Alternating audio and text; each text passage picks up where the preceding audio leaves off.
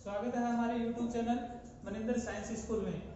चलिए पढ़ते हैं अपन वास्तविक संख्याओं के बारे में। दो पार्ट अपने इसमें हो चुके थे इस चैप्टर में, जिनमें हमने क्या पढ़ लिया, वास्तविक संख्याओं के बारे में पढ़ लिया, संख्याएं कौन कौन सी होती है उनके बारे में पढ़ लिया, पूर्णांक संख्याओं के जो स्थितियां थी सम संख्या, विषम संख्या और वर्ग, उनके बारे में हम पढ़ चुके हैं। इसी दौर में हम आगे स्टार्ट करते हैं अब उस संख्याओं के बारे में और जानकारी लेते हैं। देखो अब अपन इसमें ये देखते हैं कि जिन संख्याओं का इकाई का अंक 0 आता है, यानी जो संख्याएं 0 पर समाप्त होती है, वो संख्या उनमें क्या खास बात होती है वो देखते हैं। तो देखो जब भी अपने पास कोई जो संख्या आती है जो 0 पे खत्म होती है, जैसे 10 है, 50 है और 100 है या 20 है, ऐसी संख्या, इनमें क्या कॉमन चीज है कि ये 0 पे खत्म होती है, ये जानना जरूरी है आपके लिए, क्योंकि इसमें से कई बार क्वेश्चन पूछ लेता है। ठीक है, तो देखते हैं इनमें क्या है। तो इसका पता लगाने के लिए आपको पहले इनके क्या करने पड़ेंगे, अभाज्य गुणनखंड करने पड़ेंगे। देखना अभाज्य गुणनखंड 10 का क्या होगा, 2 गुणा 5, 2 गुणा 5। अभाज्य गुणनखंड कैसे निकालते हैं वो मैं बता देता हूं आपको। देखो जैसे 50 है तो 50 का अभाज्य गुणनखंड निकालोगे तो कैसे करोगे, सबसे पहले देखो इसमें किसका भाग जाएगा, छोटी से छोटी संख्या लेनी है, तो 1 के बाद 2, 2 का इसमें चला जाएगा, कितनी बार जाएगा, 25 बार।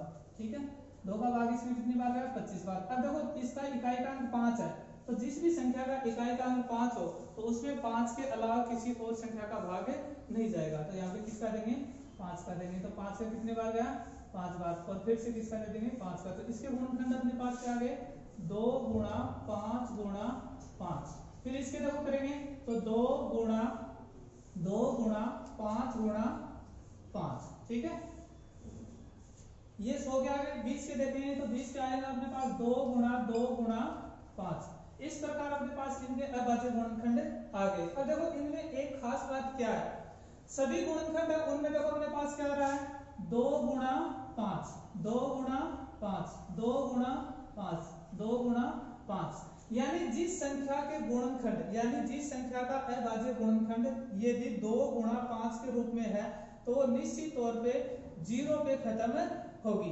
तो आराम से हम कोई भी संख्या उसका पता लगा सकते हैं कि ये कभी 0 पे खत्म होगी या नहीं। तो उसके लिए आपको क्या करना है, सीधा सिंपल सा तरीका है, उसके अभाज्य गुणनखंड करो और उन गुणनखंडों में अगर 2 गुणा 5 कहीं आ रहा है तो वो संख्या निश्चित तौर पे कहां पे खत्म होगी, 0 पे खत्म होगी। अब देखो बिना 0 पे खत्म होने वाली संख्या लेते हैं, जैसे अपने पास 6 है तो 6 के लिए देखो इसके गुणनखंड करेंगे तो 2 गुणा 3।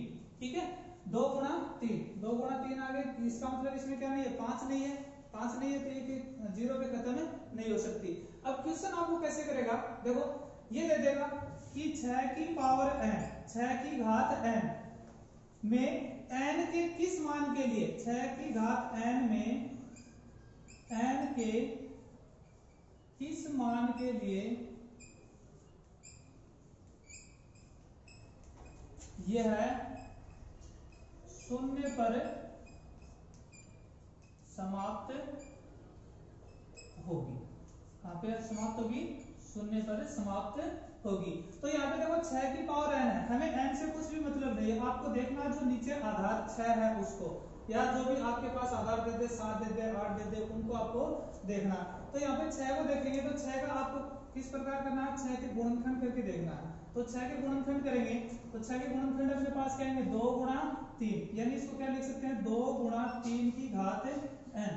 अब देखो 2 और 3 इनका अगर अलग अलग भी ले, 2 की घात n गुणा 3 की घात n, तो देखो 2 की घात n कभी भी 2 की चाहे कितनी भी घात ले तो 2 में क्या नहीं आएगा, 0 नहीं आएगा। जैसे मान लो मैं 2 की घात में अगर लेता हूं 5, तो देखो 2 गुणा 2 गुणा 2 गुणा 2 गुणा 2 कितना आ जाएगा, 32। देखो 2 दूनी 4, 4 दूनी 8, 8 दूनी 16, 16 दूनी 32, 32 आ गया, लेकिन 0 पर तो नहीं समाप्त हुई ना।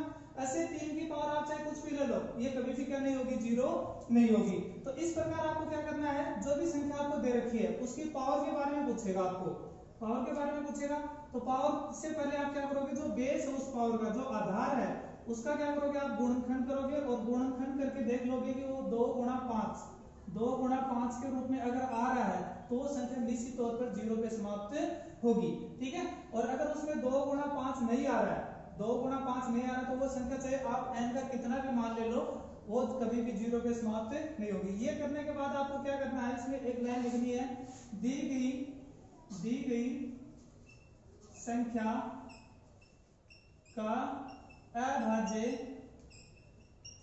गुणनखंड 2 गुणा 3 है। ठीक है, 2 गुणा 3 है तथा हम जानते हैं कि जो संख्याएं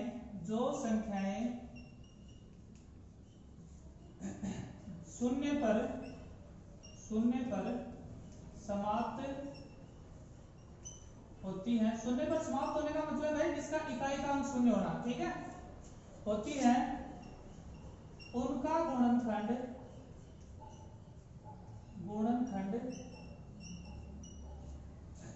2 गुणा 5 के रूप में होता है।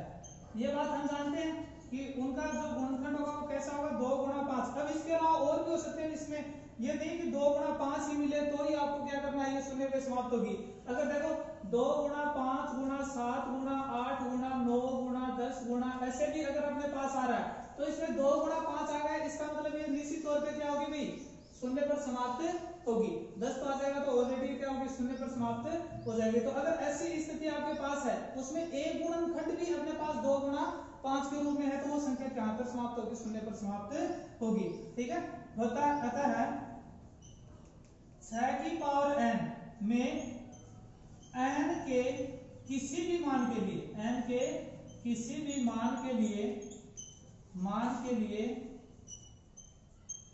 यह शून्य पर समाप्त नहीं होगी। क्या नहीं होगी, शून्य पर समाप्त नहीं होगी। चाहे n का आप कुछ भी मान ले लो, ये कभी भी क्या नहीं हो सकता, शून्य नहीं हो सकता। तो आपको विशेष ध्यान रखना, जो भी आपको संख्या दे, चाहे यहाँ पे ये दे 8 की पावर n, तो आपको सबसे पहले क्या करना है, 8 के गुणनखंड करना है। अगर उसमें ये मिल रहा है आपको 2 गुणा 5 तो वो शून्य पर समाप्त होगी, वरना जो शून्य पर समाप्त नहीं होगी। ठीक है, फिर आगे अपन देखेंगे इसके बारे में।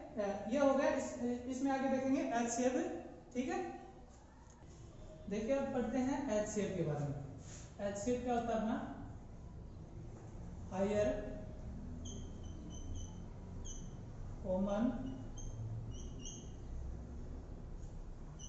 फैक्टर। ठीक है, हायर कॉमन फैक्टर। हायर का मतलब क्या होता है अपने पास, उच्चतम, या इसको क्या बोल सकते हैं, महत्तम भी बोल सकते हैं। और इसको पूरे को अपन क्या बोलेंगे, महत्तम समावर्त्य। छोटी क्लासों में हमने पढ़ा है महत्तम समावर्त्य और लघुत्तम समावर्त्य, ये वही है। ठीक है, तो एचसीएफ कैसे निकालते हैं, यूक्लिड विभाजन से, वो बाद में देखेंगे। पहले अपन जो शुरू में जो छोटी कक्षाओं में निकालते थे वो तरीका देखते हैं। जैसे अपने पास 2 नंबर है 12 और 14। तो छोटी क्लासों में अपन कैसे निकालते थे इनका एचसीएफ, सबसे पहले इन दोनों को क्या करते थे, अलग अलग अभाज्य गुणनखंड, तो वो अलग अलग अभाज्य गुणनखंड कर लेते हैं। 12 का देखो क्या आएगा, 2 6 बार, 2 3 बार और 3 1 बार। ठीक है, ऐसे निकालते थे। यानी 12 का अपने पास कितना आ गया, 2 गुणा 3। ठीक है, ये 12 के आगे अब 14 ही करते हैं, तो 14 की देखना, 2 का भाग इसमें कितनी बार जाएगा, 7 बार। कितनी बार जाएगा, 7 बार, और 7 का 1 बार, क्योंकि 7 में 7 के अलावा किसी और का भाग नहीं जाता। तो 14 के अपने पास क्या आ गए, 2 गुणा 7। ये दोनों के क्या आ गए, अभाज्य गुणनखंड। अब देखो एचसीएफ अगर आपको निकालना है, तो आपको क्या करना है, दोनों में जो कॉमन आ रहा है, जो गुणनखंड अभाज्य गुणनखंड है, जो दोनों में कॉमन आ रहा है उनमें से एक लेंगे। तो देखो इसमें 2 है, इसमें 2 है, तो 1 2 ले लेंगे। फिर देखो यहाँ पर 2 है, यहाँ पर कितना है, 7 है, तो यहाँ पे 2 है, यहाँ पे 7 है, दोनों अलग अलग है, तो इसमें अपन क्या करेंगे, नहीं लेंगे। तीसरा ये बच गया अपने पास, ये इसमें है ही नहीं और एलिमेंट, तो ये भी अपन नहीं लेंगे। यानी अपना एचसीएफ क्या आ गया, 2 आ गया। अब एचसीएफ होता क्या, देखो जो एचसीएफ अपना निकल के आएगा वो इन दोनों नंबरों को क्या करेगा, विभाजित करेगा। जैसे 2 है तो 2 का भाग 12 में भी जाएगा और 2 का भाग 14 में भी जाएगा। यानी एचसीएफ वो एक बड़ी से बड़ी संख्या है जो दी गई सभी संख्याओं को क्या करेगी, विभाजित करेगी। तो एचसीएफ का ऐसे पता लगा लेंगे। एलसीएम क्या होता है, एलसीएम अगर यहाँ पे इसका देखें अपन, तो एलसीएम देखो, एलसीएम की फुल फॉर्म होती है lowest common multiple, lowest common multiple, ठीक है, यानी छोटा। लोएस्ट का मतलब क्या होता है? छोटा। यानी छोटी से छोटी संख्या ऐसी लेनी है जो इन दोनों के द्वारा क्या हो जाए? विभाजित हो जाए, यानी इन दोनों का उसमें क्या चला जाए? भाग चला जाए, ठीक है। और हाईएस्ट क्या होती है? उच्चतम या बड़ी से बड़ी, और लोएस्ट छोटी से छोटी। जब भी आपको क्वेश्चन में मिले कि वह छोटी से छोटी संख्या ज्ञात कीजिए, छोटी से छोटी संख्या का जब भी जिक्र आए तो आपको क्या निकालना है? एलसीएम निकालना है। और क्वेश्चन में मिले कि बड़ी से बड़ी संख्या ज्ञात कीजिए तो उस टाइम आपको क्या निकालना है? एलसीएम निकालना। सीधी सी ट्रिक यही है, क्वेश्चन में जब ये दोनों नाम दिख जाए तो आप आसानी से पता लगा सकते हो एलसीएम निकालना की एलसीएम निकालना, ठीक है। अब यहाँ से देखो इसका एलसीएम अगर निकालें, एलसीएम अगर निकालें तो एलसीएम निकालेंगे तो एलसीएम देखो क्या आएगा? दोनों में जो कॉमन है, दोनों में जो कॉमन है उनमें से एक लेना, तो इसमें 2 है, इसमें 2 है, तो एक ले लिया। फिर देखो जो बच गए, अगर कॉमन फिर से आ रहा है तो उनमें एक लेंगे, और अगर फिर बच गए जिनमें कॉमन नहीं आ रहा तो उनको सभी को ले लेंगे। तो देखो ये 2 बच गया तो 2, ये बच गया 3 तो 3, और ये बच गया 7 तो 7। अब देखो इनको गुणा कर लेंगे, 7 के 21, 21 दूनी 42, और 42 दूनी 84। कितना आ जाएगा? 84। कितना आ जाएगा? 84। तो इस 12 और 14 का एलसीएम क्या आएगा? 84। एलसीएम का मतलब अब ये जो नंबर आया है, ये नंबर इन दोनों से क्या हो जाएगा? भाजित हो जाएगा। यानी देखो 12 का भाग इसमें देंगे, 12 संति 84, और 14 का इसमें भाग देंगे तो 14 की 84, ठीक है। तो 14 का भाग भी इसमें क्या रहा है? पूरा पूरा जा रहा है। यानी अपने पास जो एलसीएम होगा उसमें जो दिए गए नंबर हैं उनका पूरा पूरा क्या जाएगा? भाग जाएगा, ठीक है। तो इस प्रकार हम एलसीएम और एचसीएम निकाल लेंगे। फिर देखो आगे अगर बात करें एलसीएम और एचसीएम में रिलेशन की, एचसीएम और एलसीएम में रिलेशन की, तो देखो एचसीएम व एलसीएम में संबंध, संबंध। तो संबंध देखो क्या आएगा अपने पास? एचसीएम और एलसीएम दोनों को क्या करेंगे? गुणा करेंगे, तो वो किसके बराबर होगा? जो हमें नंबर दे रखे हैं, मान लेते हैं ये नंबर ए है और ये नंबर क्या है? बी, तो ए गुणा बी।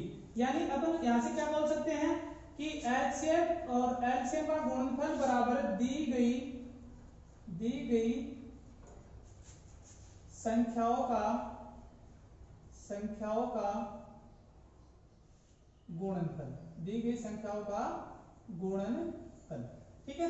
तो यानी एचसीएम और एलसीएम में रिलेशन क्या हो गया? जब आप किन्हीं 2 नंबर का, 3 नंबर का, 4 नंबर का, यानी कितने भी नंबर अगर अपने पास है और उनका अपन एचसीएम और एलसीएम निकाल रहे हैं तो उन दोनों का गुणनफल जितने भी नंबर है उनके गुणनफल के क्या होगा? बराबर होगा, ठीक है। जैसे मान लो कि अगर आप यहाँ पे अगर बात करें तो देखो 84 गुणा 2, एलसीएम क्या था? 84, एलसीएम क्या था? 2, संख्या क्या थी अपने पास? 12 और 14, 12 और 14।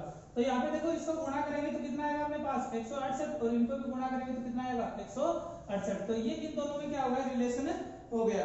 अब मान लो कि क्वेश्चन में आपको एलसीएम दे रखा है और दोनों नंबर दे रखे हैं, एलसीएम निकालना, तो कैसे निकालोगे? एलसीएम बराबर, ये एलसीएम गुणा में इधर जाएगा तो भाग में, ए गुणा बी बटा एचसीएफ, ठीक है। यानी आपको एचसीएफ दे रखा है, दोनों नंबर दे रखे हैं, तो आप एलसीएम आराम से निकाल सकते हो। या मान लो कि आपको एलसीएम पूछ लिए और एचसीएफ दे रखा हो, सॉरी एचसीएफ पूछ लिए, एलसीएम दे रखा हो, तो आप कैसे निकालोगे? एचसीएफ बराबर ए गुणा बी और बट्टे में क्या जाएगा? एलसीएम, ठीक है। या फिर ये मान लो कि इन दोनों में एक नंबर आपको दे रखा है, ए दे रखा, मान लो बी नहीं दे रखा, बी आपको निकालना है, और एलसीएम दे रखा है, एचसीएफ दे रखा, तो आप क्या करोगे? एलसीएम गुणा एचसीएफ बटे बटे क्या जाएगा? ए, और क्या निकाल लेंगे? बी निकाल लेंगे। या मान लो बी दे रखा है, ए निकालना, तो ये कैसे निकालेंगे? एलसीएम गुणा एचसीएफ बटे बी बराबर ए। तो ये इनके क्या हो गए? फॉर्मूले हो गए, एलसीएम निकालने का, एचसीएम निकालने का, ए निकालने का और बी निकालने का। इस प्रकार अपन क्या कर सकते हैं? हल करके उनको निकाल सकते हैं, ठीक है। फिर देखो अपन इसमें आगे बढ़ेंगे, यूक्लिड विभाजन प्रमेय से एचसीएफ कैसे निकालते हैं। यूक्लिड विभाजन से एलसीएम नहीं निकाला जाता है, सिर्फ क्या निकाला जाएगा? एचसीएफ निकाला जाएगा, तो वो अपन देखेंगे, ठीक है। अब देखो यूक्लिड विभाजन से अपन क्या पढ़ेंगे? एचसीएफ पढ़ेंगे। यूक्लिड विभाजन करने का से HCF निकालना। देखो यूक्लिड विभाजन प्रमेय का आपने क्या थी, A बराबर BQ प्लस R, A बराबर BQ प्लस R, और A क्या था यहाँ पे, B से बड़ा था, A क्या था, B से बड़ा था, और R की स्थिति कैसी थी, R का मान B से छोटा था और 0 से बड़ा या 0 के बराबर था। ठीक है, ये अपने पास क्या था, यूक्लिड विभाजन में स्थिति थी A, B और R की। Q क्या था यहाँ पे, Q था भागफल। जब अपन किसी संख्या में भाग देंगे, यहाँ पे इस प्रकार देंगे, A में B का भाग देंगे, तो जो भागफल आएगा वो तो क्या रहेगा अपना Q, भागफल आएगा वो तो क्या रहेगा, Q रहेगा भागफल, और जो R वो क्या रहेगा, शेषफल, R क्या रहेगा यहाँ पे, शेषफल रहेगा, और जिसमें भाग दे रहे हैं वो क्या रहेगा, भाज्य, और जिसका भाग दे रहे हैं वो क्या रहेगा, भाजक, वो क्या रहेगा, भाजक रहेगा। तो ये अपने पास इन नंबरों के नाम है। A क्या रहेगा, भाज्य, हमेशा A ही भाज्य रहेगा, ये नहीं कि आप B में A का भाग रख दो, क्योंकि A हमेशा क्या रहेगा, B से बड़ा रहेगा। ठीक है, जैसे देखो अभी हमने पीछे निकाला 12 और 14 का अपने पास क्या आया, HCF 2 आया ना, तो अब यहाँ से इस यूक्लिड विभाजन प्रमेय का से उन्हीं का निकाल के देखते हैं। तो देखो नंबर अपने पास क्या, 12 और 14, 12 और 14, तो यहाँ पे देखो 12 और 14 में देखेंगे तो बड़ी संख्या कौन सी है, सबसे पहला आपका जो काम है वो यही है, जो 2 नंबर दे रखे, देखो 2 नंबर से ज्यादा इसमें HCF नहीं निकाल सकते, ये इसकी सीमा है। यूक्लिड विभाजन से हम केवल और केवल 2 अंकों का ही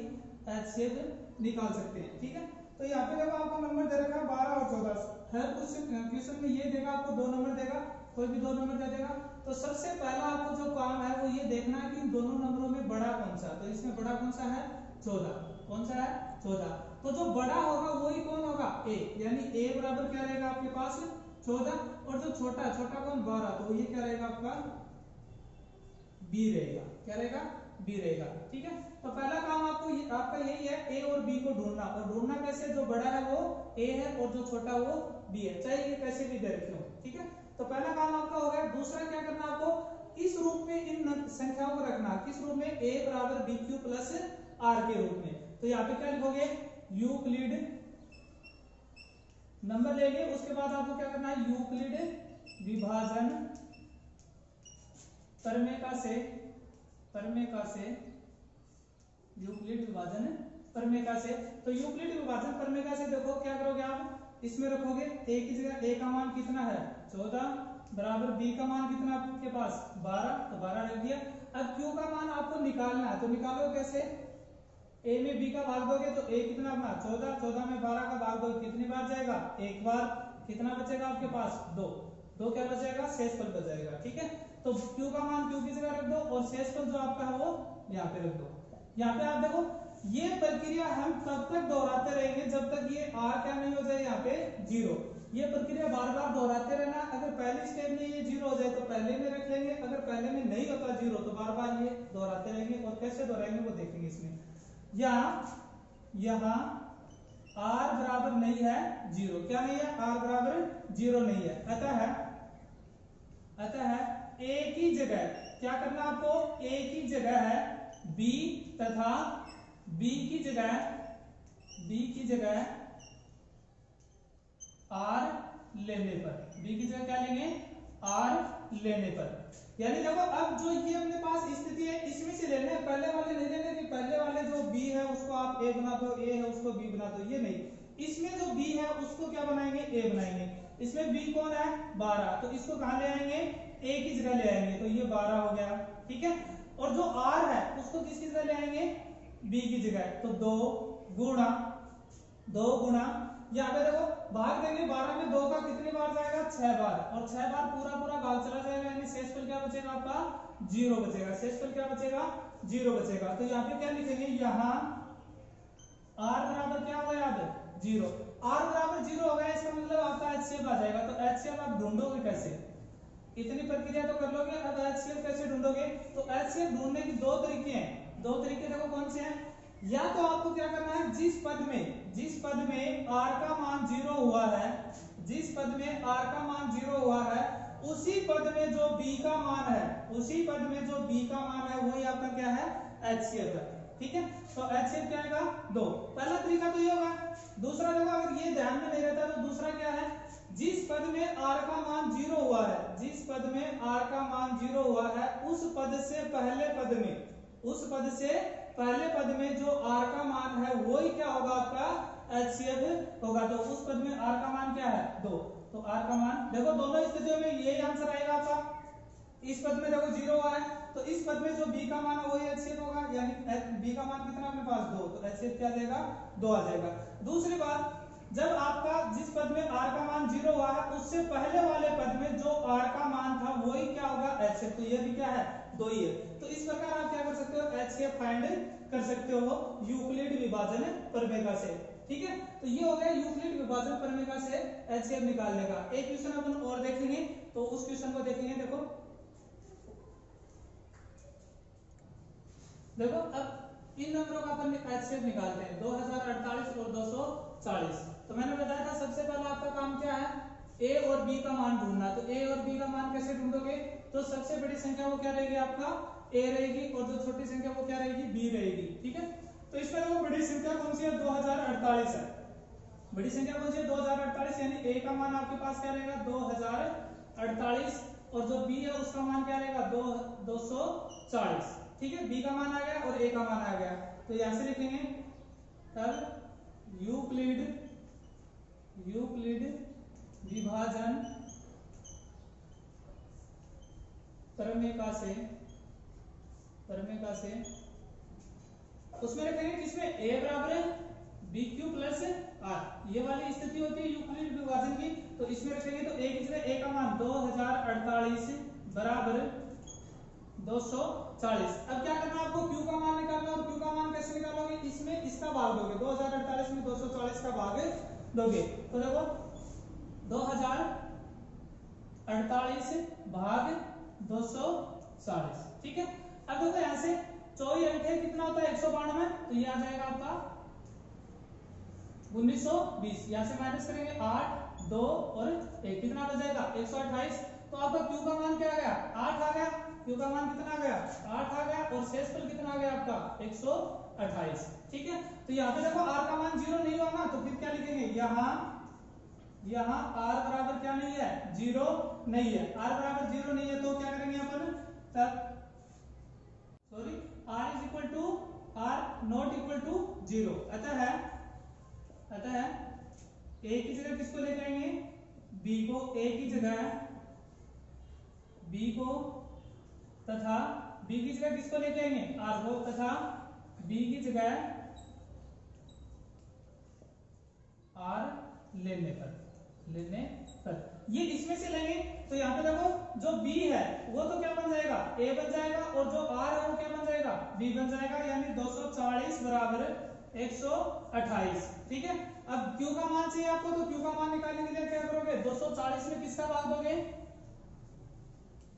128 का। अब देखो 128 का 2 बार तो इसमें जाएगा नहीं, तो कितनी बार जाएगा, एक बार। 128 कितना बच जाएगा 2 और 1 और ये 1। ठीक है, यानी शेषफल कितना आ गया आपके पास 112। r का मान तो आ गया 112, और q का मान कितना आ गया 1, तो गुणा 1 बराबर 112। ठीक है, ये आ गया अपने पास। अब देखो फिर से r का मान क्या नहीं हुआ है 0 नहीं हुआ, यानी क्या लिखेंगे यहाँ r not equal to 0, r का मान क्या नहीं हुआ है 0 नहीं हुआ। ठीक है, तो यहाँ पे क्या करेंगे, फिर पुनः ये स्थिति लेंगे। मैंने बताया था ये स्थिति बार बार क्या करते हैं, रिपीट करते रहेंगे जब तक कि ये r क्या नहीं हो जाए 0 नहीं हो जाए। तो यहाँ पे क्या लिखेंगे, अतः a की जगह है b को, तथा b की जगह r लेने पर, b की जगह क्या लेंगे r लेने पर। तो देखो अपने पास क्या आएगा 128 बराबर, ये देखो 128 तो किसी जगह आ गया a की जगह, और 112 को कहां ले आएंगे b की जगह 112। अब देखो 128 में 112 का भाग देंगे तो कितनी बार जाएगा, एक बार ही जाएगा, और शेषफल आपका क्या बचेगा, देखो इसमें से माइनस करेंगे तो क्या बचेगा अपने पास 16, कितना बचेगा 16, ठीक है। अब यहाँ से देखो फिर से r का मान क्या नहीं हुआ आपका 0 नहीं हुआ, तो क्या लिखेंगे यहाँ r नॉट इक्वल टू 0, तो फिर से क्या करना पड़ेगा आपको, ये प्रक्रिया अपनानी पड़ेगी। तो क्या लिखेंगे, अतः a की जगह b को तथा b की जगह r लेने पर, क्या करेंगे r लेने पर, तो यहाँ पे देखो अपने पास क्या आ जाएगा, ये 112 तो किसकी जगह जाएगा, a की जगह, और 16 किसकी जगह जाएगा, b की जगह। तो 112 बराबर 16 गुणा, अब यहाँ से देखो इसमें भाग देके देखेंगे अपना, तो भाग कितने बार जाएगा, 7 बार चला जाएगा, और शेषफल क्या बचेगा आपका 0, ठीक है। पूरा पूरा इसमें क्या चला जाएगा, भाग चला जाएगा, और शेषफल क्या बचेगा आपका 0। तो अपना r अब क्या हो गया, 0 हो गया, r क्या हो गया 0 हो गया, यहाँ r बराबर 0, r बराबर 0 हो गया। अब आपका क्या जो काम हो क्या बच गया, HCF को ढूंढना, और HCF कैसे ढूंढोगे, मैंने बताया था 2 तरीके बताए थे आपको। तो देखो या तो क्या करोगे, जिस पद में r का मान 0 हुआ है उसी पद में जो b का मान है वो क्या रहेगा आपका HCF रहेगा, या फिर जिस पद में r का मान 0 हुआ है उससे पहले वाले पद में जो r का मान था वही क्या रहेगा आपका HCF रहेगा। तो ये HCF अपना क्या आ जाएगा 16 आ जाएगा। इस प्रकार अपन देखो 2048 और 240 का क्या निकालेंगे HCF, तो क्या आएगा 16 आएगा, ठीक है। ये अपनी हो गई थी यूक्लिड विभाजन से HCF निकालना। अब देखो इसके बाद अपना क्या चलेगा, अपरिमेय संख्या, क्या चलेगा अपरिमेय संख्या, अपरिमेय संख्या। अपरिमेय संख्या कौन सी होती है वो मैंने आपको बताया था, पहली तो जो √2 √3 √5 ऐसी जो संख्या होती है जो क्या नहीं होती है, पूर्ण वर्ग संख्याएं नहीं होती हैं, और जिन पे क्या लगा हुआ होता है √ लगा हुआ होता है, वो कौन सी होती है अपरिमेय संख्या होती है। दूसरी मैंने बताया था आपको कौन सी होती है, अनअवसानी आवृत्ति वाली, अनअवसानी आवृत्ति वाली संख्याएं, संख्या कौन सी होती है अनअवसानी, जैसे मान लो कि 3.3.101000 और 10000, इस प्रकार से अपने पास जो संख्याएं चलती हैं उनको बोलते हैं अनअवसानी आवृत्ति वाली संख्या। इनको दशमलव के बाद अपन बार के रूप में नहीं लिख सकते। देखो कभी भी ये गलती मत कर देना कि 3.131313 अगर ऐसे आपको दे दे तो वो अपरिमेय संख्या नहीं है, वो परिमेय संख्या, क्योंकि इसको अपन सीमित रूप में ऐसे लिख सकते हैं 3.13 का बार, क्योंकि जो 1 3 है वो बार बार क्या हो रहा है रिपीट हो रहा है, तो ये तो है परिमेय संख्या। और इनमें देखो मैं 10 का क्या नहीं लिख सकता, 1 0 का क्या नहीं लिख सकता, बार नहीं लिख सकता, क्योंकि आगे कितना है 1 0 0 है, 1 0 0 1 क्या है 4 0 है। तो इन संख्याओं को क्या बोलते हैं अनअवसानी, और ये अशांत जरूर है, अशांत इनको बोलते हैं अशांत परिमेय संख्या बोलते हैं। ये परिमेय संख्या है, इनको कैसे परिमेय संख्या में बदलेंगे वो अपन आगे पढ़ेंगे, ठीक है। तीसरी बात क्या अपने पास है पाई, पाई क्या है एक अपरिमेय संख्या है, पाई क्या है एक अपरिमेय संख्या, क्योंकि पाई का अभी तक कोई भी वैल्यू निकल कर नहीं आई है। अब क्वेश्चन सोल्व करने के लिए अपने सहूलियत के लिए क्या लेते हैं 3.147 लेते हैं, लेकिन वास्तविक रूप से ये क्या है कि अनअवसानी आवृत्ति वाली संख्या है, इसका अभी तक आगे की जो पूरी वैल्यू वो नहीं निकल पाई है। ये एक क्या है आधार मात्रा, जब अपन क्या लेते हैं 22/7 जो कि क्या है व्यास परिधि और व्यास का क्या है अनुपात है, परिधि और व्यास का क्या है अनुपात है, ठीक है। यानी पाई भी एक क्या है अपरिमेय संख्या है। अपरिमेय संख्याओं के बारे में ज्यादा डिटेल से अपन कल वाली क्लास में पढ़ेंगे। तब तक दीजिए मुझे इजाजत, धन्यवाद।